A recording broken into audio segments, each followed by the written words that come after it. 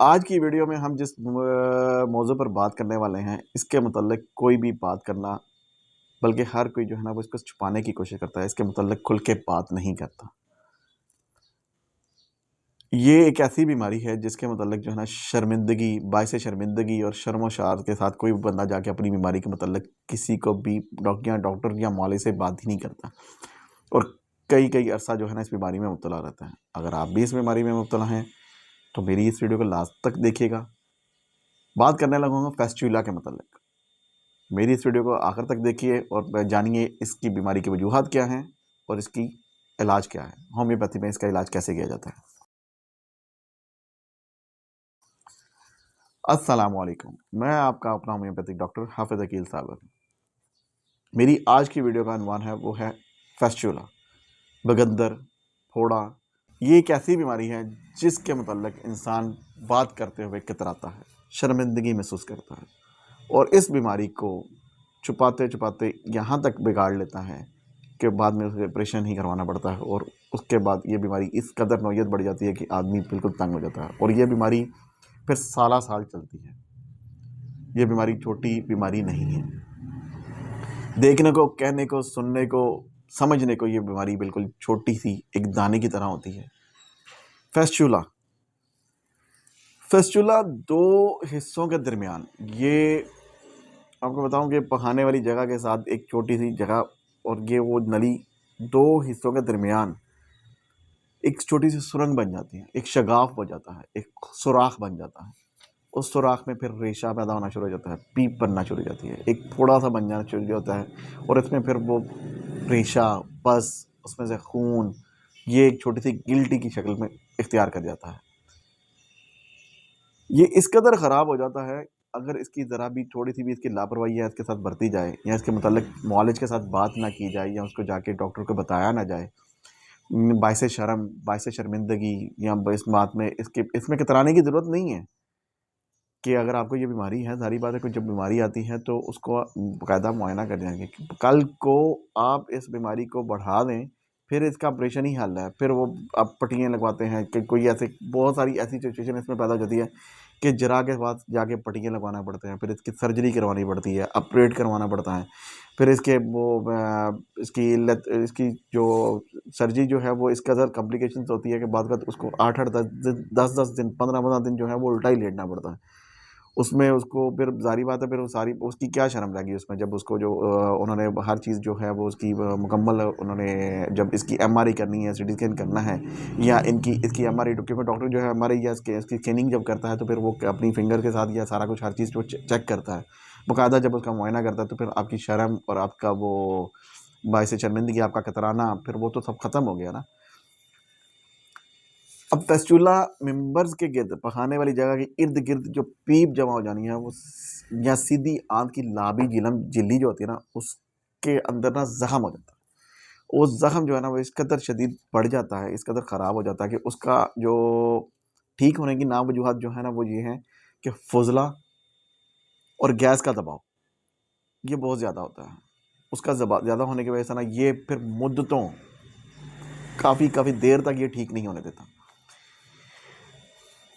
ऐसे मरीज़ को जिगर की खराबी भी हो सकती है, ऐसा मरीज़ जिगर का पेशेंट भी हो सकता है, ज़ियाबतीस का मरीज़ भी हो सकता है या बाकायदा सफाई ना रखने की वजह से भी ऐसा हो सकता है।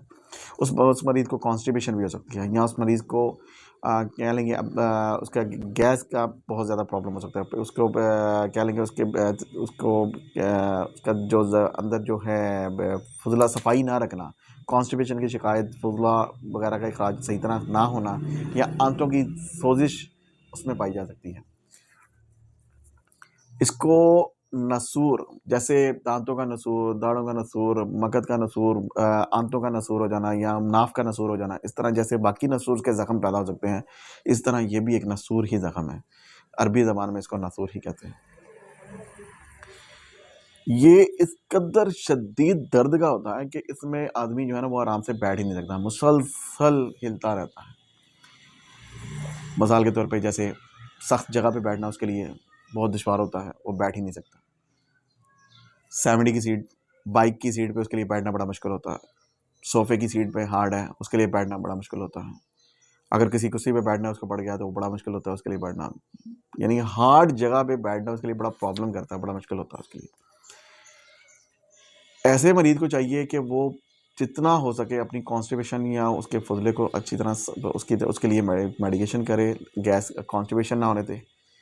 अलामत क्या इसमें, अलामत जो है वो मैं आपको बताता चलूँ कि एक तो जलन इस कदर शिद्दत की होती है, जैसे मैंने पहले बताया, बैठना बड़ा मुश्किल होता है, दर्द बड़ी टीस वाली होती है, जैसे शहद की मक्खी ने टंग मारा, फिर इसमें से पस आती रहती है, रेशा, इसमें से ब्लीडिंग होनी शुरू हो जाती है। इसको जब अब वो बैठने की कोशिश करता है तो उसको वो ऐसे, जब वो गिल्टी या वो जो जगह ज़ख्म है जब वो आपस में प्रेस होते हैं तो वो इस कदर शदीद और ठाठ वाले होते हैं कि आदमी एक दफ़ा जो है ना वो बिल्कुल बड़ा क्या बच्चा क्या जो कोई भी है ना वो नाकाबिले बर्दाश्त तो वो बर्दाश्त ही नहीं कर सकता, वो एक दफ़ा इकट्ठा हो जाता है और वो रुक जाता है एक जगह पर, यानी कि कह लें कि उसकी ज़िंदगी है एक किस्म की कुछ रुक जाती है, ना वो बैठ सकता है, ना काम कर सकता है, ना चल सकता है, क्योंकि चलता है तो रगड़ पड़ती है, रगड़ जब खाता है तो फिर प्रॉब्लम आती है उसको।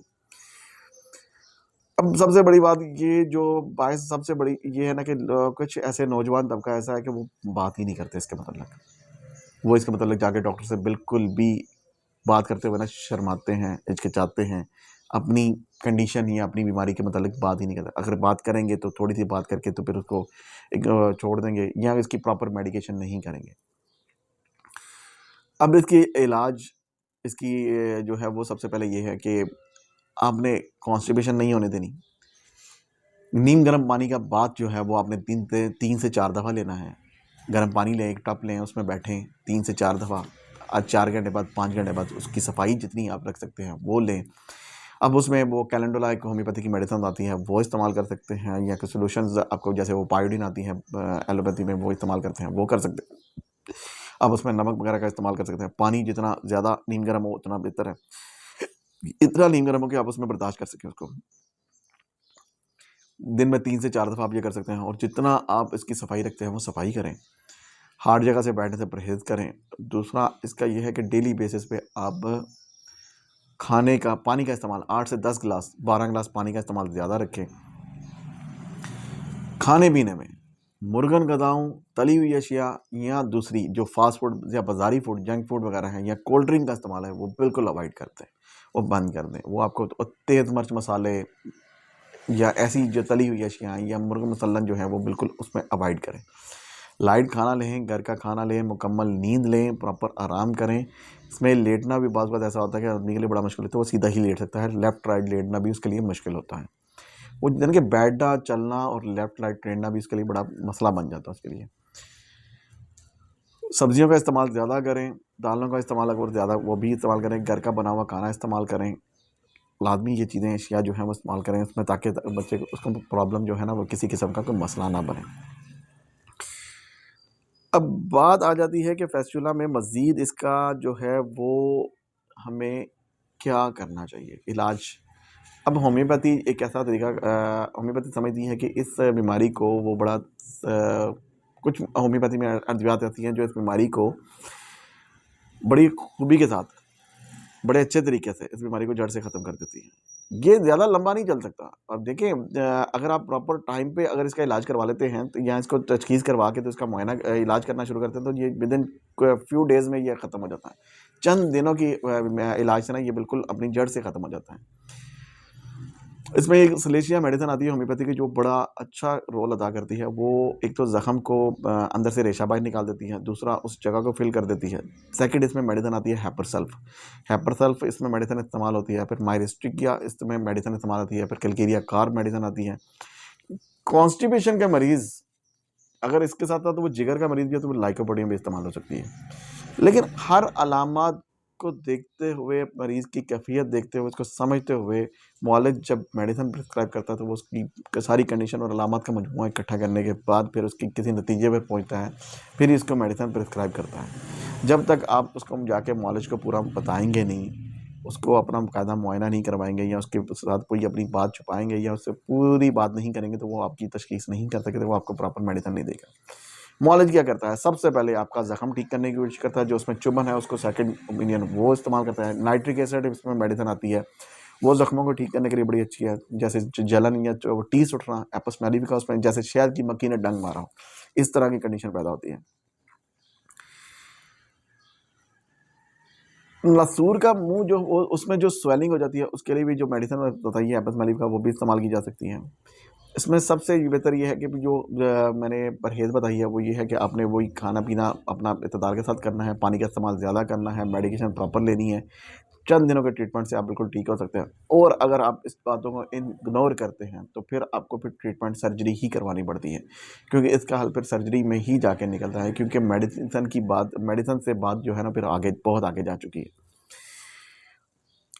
इसलिए इस बीमारी को इग्नोर करना और इस बीमारी को बिल्कुल हल्का और लाइट लेना, ये छोटा सा ज़ख़म नहीं है। इसको बड़ा नसूर बनाने से परहेज़ करें और अपनी जो बात है वो जाके डॉक्टर को लाज़मी बताएँ, प्रिस्क्राइब करवाएँ, उसको उससे मेडिकेशन करवाएँ।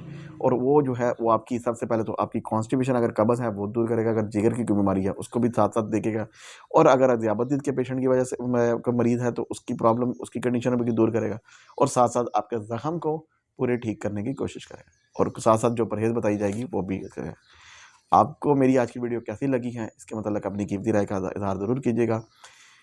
अगर आप भी किसी दोस्त, आपका कोई दोस्त, आपका कोई जानने वाला कोई ऐसी बीमारी में मुब्तला है, या आप समझते हैं कि ये बीमारी के मतलब आप मज़ीद कोई क्वेश्चन करना चाहते हैं या जानना चाहते हैं, तो आप मुझसे रब्ता कर सकते हैं, मुझे मैसेज कर सकते हैं, मेरा नीचे कमेंट्स कर सकते हैं, और मेरी वीडियो उन दोस्तों, उन प्यारों के साथ लाजमी शेयर करिए जो इस बीमारी में मुब्तला हैं।